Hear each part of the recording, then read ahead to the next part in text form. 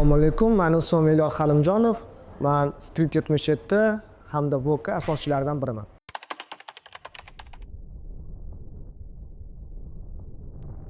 Bu o'g'il, ota va do'st.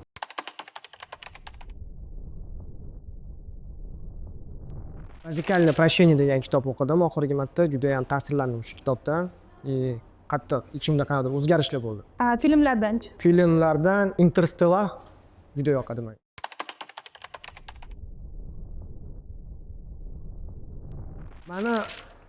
Menimcha bu mehnatsevarligim bo'lsa kerak.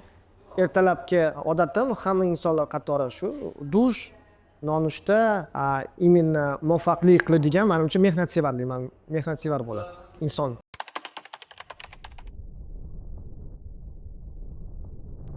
Albatta bu mening oilam.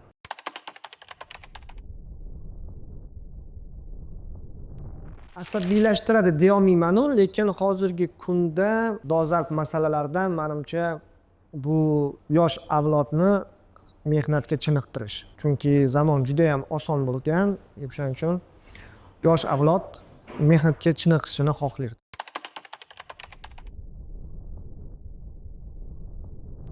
Чувство yumori, точнее uni yo'qligi va hazillashishni bilmayman. Hazillashganimda hamma hayratlanadi. O'zimdan boshqa hech kim kulmaydi. O'shaning menimcha shu bo'lsa kerak.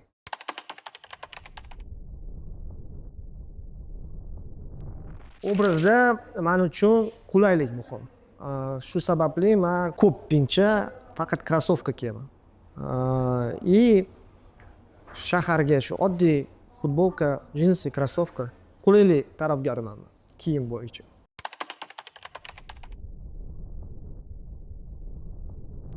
Ertalabki qoidalar endi bu bazaviy, конечно же, shu suv ichish, vitaminizatsiya, vitamin ichaman, nonushta qilaman, lekin kunim bu men uchun qoida bo'lib qolgan, onamlarning duosi bilan boshlayman. Kunim ko'chaga chiqib ketishdan oldin обязательно oyimlarga telefon qilaman, fotihalarini olaman, keyin kunimni boshlayman. Bu men uchun bir ritual bo'lib qolgan.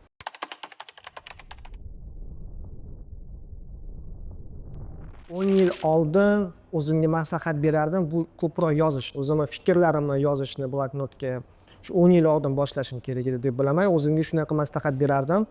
Hamma narsani yozishni, kelishuvlarni, hayotdagi qanaqadir bir darslarni hammasini yozib kelishi. O'zimga shunaqa maslahat bergan bo'lardim.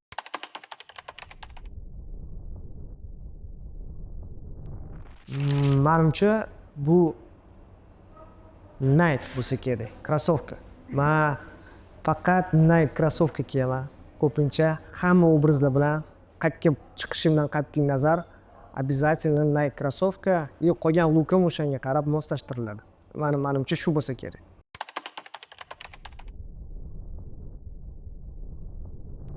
Oilam bilan birga rejalashtiramiz.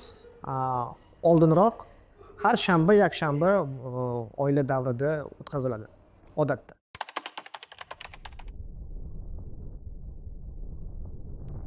Yo'q, hech narsa yig'mayman, kolleksiya qilmayman, lekin yig'adiganlarni taniyman. Endi hammani o'zini hobbisi bo'ladi, menda unaqa hobbi yo'q, yig'ish yo'q. Nike krossovkalar haqida aytdingiz. Kolleksiya deb hisoblasa bo'ladimi? Nike krossovka menimcha 30 ta para bo'lsa kerak. Endi kolleksiya bo'lib hisoblanadimi bilmayman, no rejamda yanada ko'paytirish bu narsani. Menimcha shu narsa ham kirsa kerak, men o'ylamagan ekan.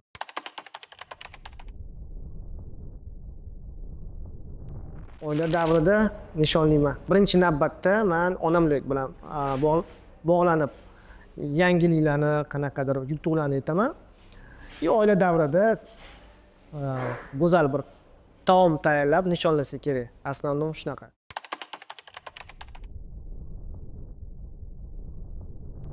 Ta'tilga tayyorgarlik ko'pincha tayyorgarliksiz xulosaga kelinadi yoki uydagilar bilan yoki do'stlar bilan kelishib bir kunda aytmam, 2-3 kundan keyin ta'tilga chiqib ketishimiz mumkin.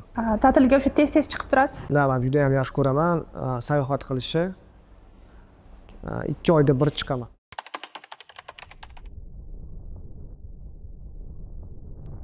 Boks. Men boksni juda ham yaxshi ko'raman, shug'ullanaman.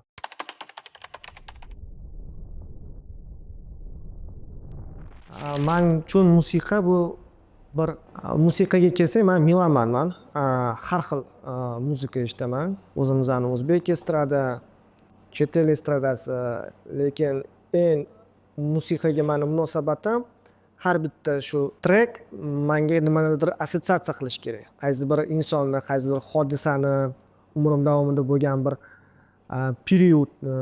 Shuning uchun playlistimda har xil musiqa bor. Hammasini o'zini bir tarixi bor.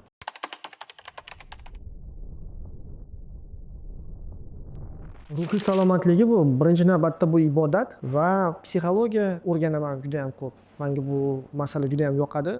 O'zim ko'p o'rganaman.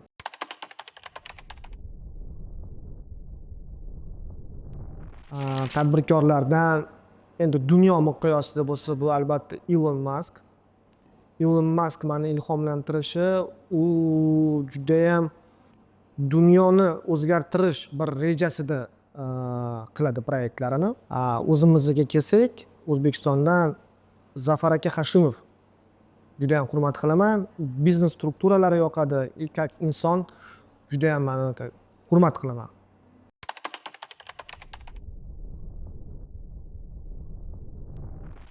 Endi o'rganyapman.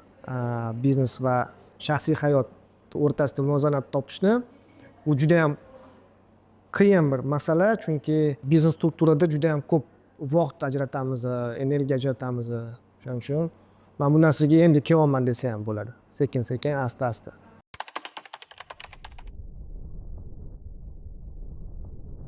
Istak emas, lekin agar yaxshi taklif bo'lsa, именно xalqaro kompaniyadan, nima uchun? Bu yerda finansiy daromad topish uchun emas, именно xalqaro kompaniyada o'z tajribamni oshirish uchun, u yerda o'zim rivojlanishim uchun, o'zim uchun case qilishim uchun ishlagan bo'lardim. Keyinchalik bu case'ni o'zimning biznesimga ishlatish uchun. Chunki bu juda ham katta tajriba deb bilaman.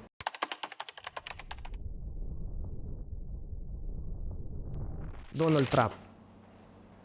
Albatta Donald Trump u ham politik, ham juda ham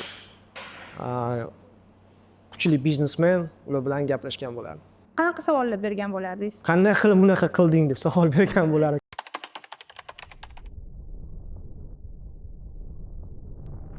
Ko'p bo'lib turadi. Ko'pincha menimcha shu do'konlarda yoki internet magazinlarda shu kiyim-kechak xaridlari bo'lsa kerak. Ko'p hollarda.